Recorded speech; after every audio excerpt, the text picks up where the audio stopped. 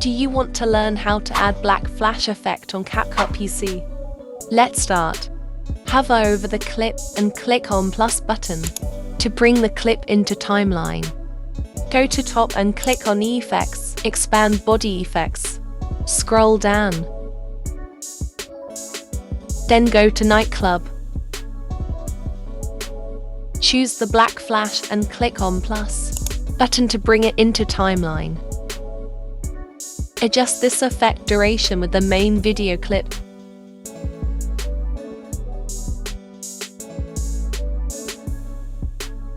On the right side you will see the details of black flash effects.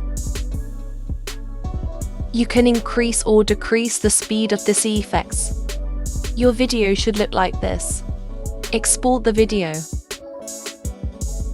Final results. Please subscribe. See you on next tutorial. Thanks for watching.